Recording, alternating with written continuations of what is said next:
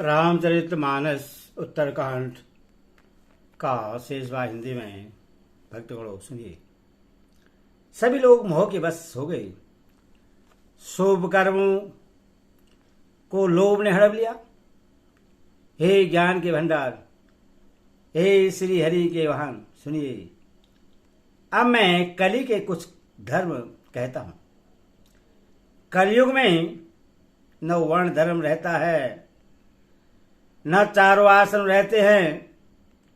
सब पुरुष स्त्री वेद के विरोध में लगे रहते हैं। ब्राह्मण वेदों के बेचने वाले और राजा प्रजा को खा डालने वाले होते हैं। वेद की आज्ञा कोई नहीं मानता। जिसको जो अच्छा लग जाए वही मार्ग है। जो ढीक मारता है वही पंडित है। जो मिथ्या आरंभ करता आडंबर रचता है और जो दंभ में रत है उसी को सब कोई संत कहते हैं। जो जिस किसी प्रकार से दूसरे का धन हरण कर ले वही बुद्धिमान है। जो दंभ करता है बड़ी बड़ी वही बड़ा आचार्य है।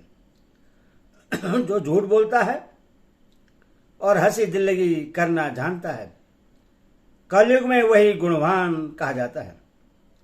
जो आचारहीन है और वेद मार्ग को छोड़े हुए हैं कलयुग में वही ज्ञानी और वही वैराग्यवान है।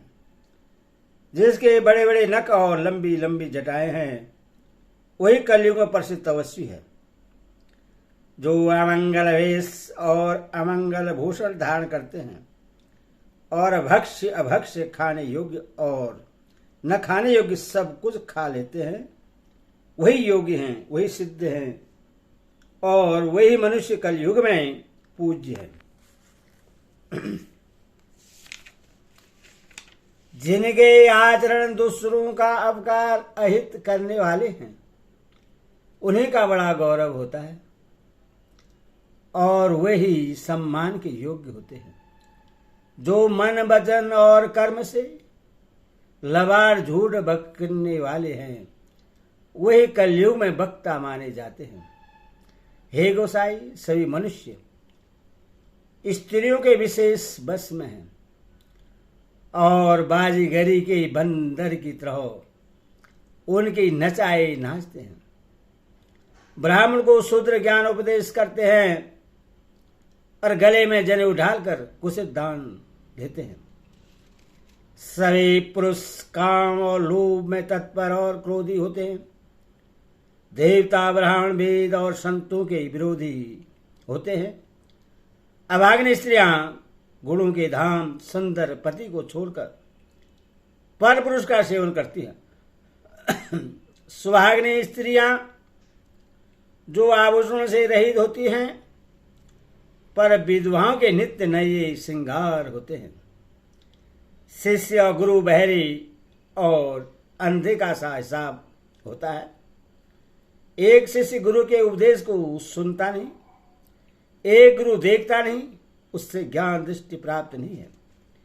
जो गुरु शिष्य का धन हरण करता है पर शोक नहीं हरण करता वह घोर नरक में पड़ता है। माता पिता बालकों को बुलाकर वही धर्म सिखलाते हैं जिससे पेट भरे। स्त्री पुरुष ब्रह्म ज्ञान के सिवा दूसरी बात नहीं करते पर ये लोभस कोड़ियों बहुत थोड़े लाभ के लिए ब्राह्मण और गुरु की हत्या कर डालते हैं।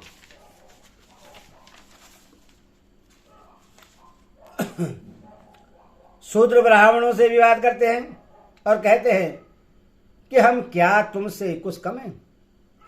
जो ब्रह्मा को जानता है वही श्रेष्ठ ब्राह्मण है। ऐसा कहकर वे उन्हें डांट कर आंखें दिखलाते हैं।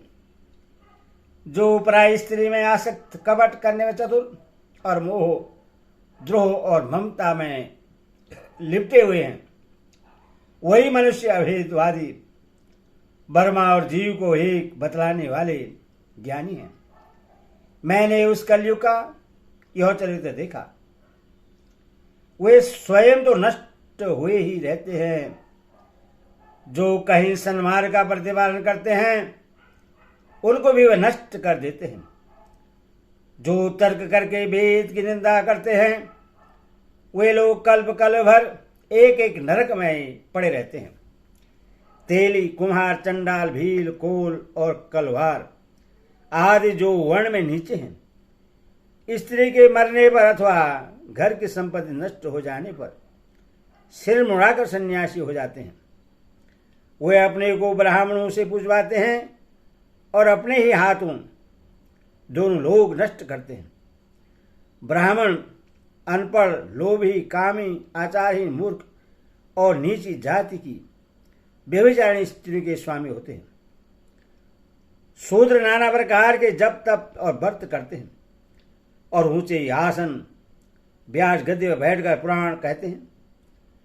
सब मनुष्य मनमाना आचरण करते हैं। अपार अनिति का वर्णन नहीं किया जा सकता।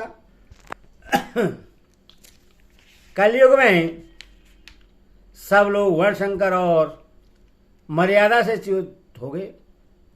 वे पाप करते हैं और उनके फलस्वरूप दुख, भय, रोग, शोक और प्रिय वस्तु का वियोग पाते हैं। वे संपत्ति तथा वैराग्य और ज्ञान से युक्त जो हरिभक्त का मार्ग है, मोहवश मनुष्य उस पर नहीं चलते और अनेकों नए नए पंथों की कल्पना करते हैं। सन्यासी बहुत धन लगाकर घर सजाते हैं, उनमें वैराग्य नहीं रहा, उससे विषयों ने हर लिया, तपस्वी धनवान हो गए और गृहस्थ दरिद्र। हेतात कलयुग की लीला कुछ कही नहीं जाती। कुलवती और सती स्त्री को पुरुष घर से निकाल देते हैं और अच्छी चाल को छोड़कर घर में दासी को ला रखते हैं। पुत्र अपने माता पिता को तभी तक मानते हैं जब तक स्त्री का मोह नहीं दिखाई पड़ता। जब से ससुराल प्यारी लगने लगी तब से कुटुंबी शत्रु हो गए। राजा लोग पापरायण हो गए, उनमें धर्म नहीं रहा। वे प्रजा को नित्य ही बिना अपराध दंड देकर उसकी विडंबना दुर्दशा किया करते हैं। धनी लोग मलिन नीच जाति के होने पर भी कुलीन माने जाते हैं। देश का चिन्ह जनेऊ मात्र रह गया और नंगे बदन रहना तपस्वी का, जो वेदों और पुराणों को नहीं मानते। कलयुग में वही हरि भक्त और सच्चे संत कहलाते हैं।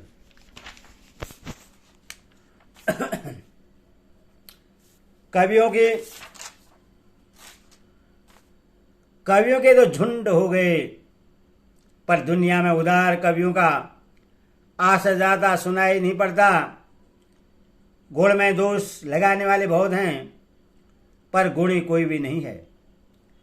कलयुग में बार बार अकाल पड़ते हैं, अन्न के बिना सब लोग दुखी होकर मरते हैं।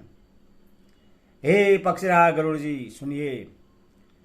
कलयुग में कपट, हठ, दुराग्रह, दंभ, द्वेष, पाखंड, मान, मोह और काम आदि अथा काम, क्रोध और लोभ और मत ब्रह्मांड भर में व्याप्त हो गए, छा गए।